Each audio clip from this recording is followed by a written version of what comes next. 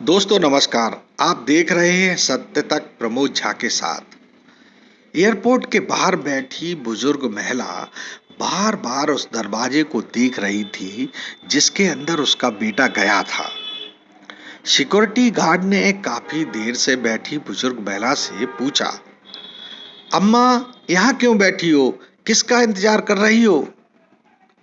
बुजुर्ग महिला ने सकुचाते हुए कहा, मेरा बेटा मुझे यहाँ बैठा गया, उसी का इंतजार कर रही हूँ।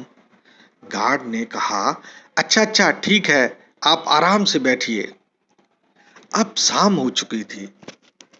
गार्ड अपनी ड्यूटी दूसरे गार्ड को हैंडओवर कर घर के लिए निकल ही रहा था कि तभी उसने देखा कि वही बुजुर्ग महिला अभी भी वहीं बैठी अपने बेटे का इंतजार कर रही हैं। अब गार्ड समझ गया था कि कहीं न कहीं कुछ तो गड़बड़ है। उसने इस बात की सूचना पुलिस को दी। कुछ ही देर में पुलिसकर्मी वहां पहुंच गए। पुलिसकर्मियों के साथ सर्किल ऑफिसर भी थे, जो युवा के साथ साथ सुलझे हुए किरदार के धनी भी लग रहे थे। वे सिविल पोशाक में थे। उन्होंने अन्य कर्मियों को दूर भेजते हुए इसके बाद वे खुद उस बूढ़ी माँ के पास जाकर बैठ जाते हैं। उन्होंने बुजुर्ग महिला से बड़े ही प्यार से पूछा, अम्मा तुम कहाँ जा रही हो? बुजुर्ग महिला ने बताया कि मेरा बेटा अमेरिका में रहता है। कुछ रोज पहले वो मुझे यहाँ से अपने साथ ले जाने आया है। उसने कहा, अम्मा तुम यहीं बैठो, मैं तब तक हवाई जहाज का टिकट लेकर आता हूँ। सुबह से शाम हो गई पर अभी तक टिकट नहीं मिली। वो तो कभी भूखा भी नहीं रहा, आज सुबह से भूखा ही टिकट की लाइन में लगा होगा। सीओ साहब को उनकी बात सुनकर सारी कहानी समझ में आ चुकी थी। माँ की ममता क्या होती है, यह सोचकर ही उनकी आंखें भर आई। उन्होंने पहले उस माँ के लिए कुछ खाने को मंगवाया, पर वो माँ कुछ खाने को इसलिए तैयार नहीं थी कि उसका बेटा भी भूखा होगा। सीओ साहब ने कुछ लोगों को, अपने पुलिसकर्मियों को उनके गांव भेजकर पूरी जानकारी करनी चाहिए। जब वो लोग लौट कर आए और उन्होंने सीओ साहब को बताया तो पूरा मामला इस प्रकार था। उस महिला का एक ही बेटा था जिसका नाम गौरव है। गौरव जब 4 साल का था तभी उसके पिता की मौत हो गई थी। उसकी माँ गौरी ने कड़ी मेहनत करके गौरव को खूब पढ़ाया लिखाया। गौरव पढ़ने में तेज था, इसलिए उसकी नौकरी अमेरिका की एक कंपनी में लग गई। गौरव ने वहीं किसी गोरी मैम से शादी भी कर ली। कई वर्षों के बाद अब गौरव गांव आया था। कह रहा था, माँ को अमेरिका ही साथ लेकर जाऊंगा। गांव में उसका 10 किला खेत था जिसे उसने 50 लाख रुपए में किसी को बेच दिया था। गौरी बहुत बूढ़ी हो गई थी, इसलिए खाना नहीं बना सकती थी। पड़ोस में रहने वाली नंदिनी गौरी के साथ खूब दोस्ती थी।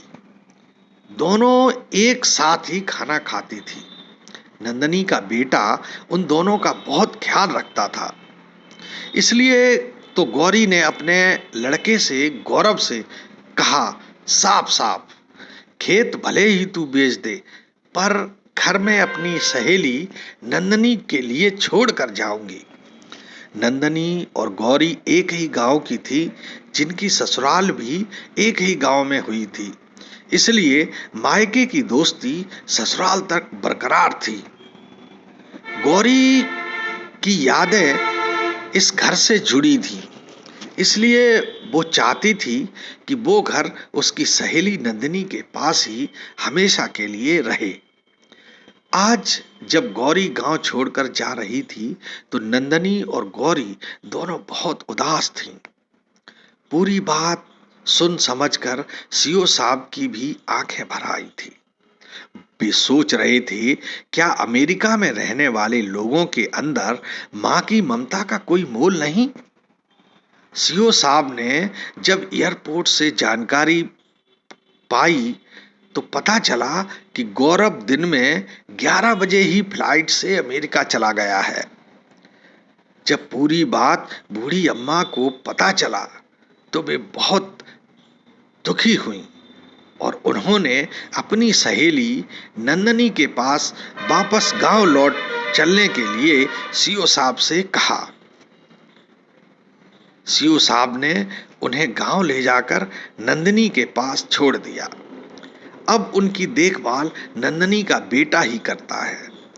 हमेशा गौरव का इंतजार करने वाली गौरी अब केवल मौत का इंतजार कर रही थी। दोस्तों, अमेरिका में रहकर आई लव माई इंडिया कहने वालों की भले ही कमी न हो, पर गौरव जैसे लोग भी हैं जो यह भूल जाते हैं जिनकी अंगुली पकड़कर चलना सीखा था। आज जब उन्हें तुम्हारी अंगुली की जरूरत है तो तुम अमेरिका में बैठकर बूढ़ी ममता मई माँ की मौत मांगने पर विवश कर रहे हो। तो दोस्तों, आपको हमारी यह कहानी कैसी लगी कमेंट्स बॉक्स में करके कमेंट जरूर बताना। नमस्कार। देखते रहिए सत्य तक, क्योंकि सत्य जरूरी है।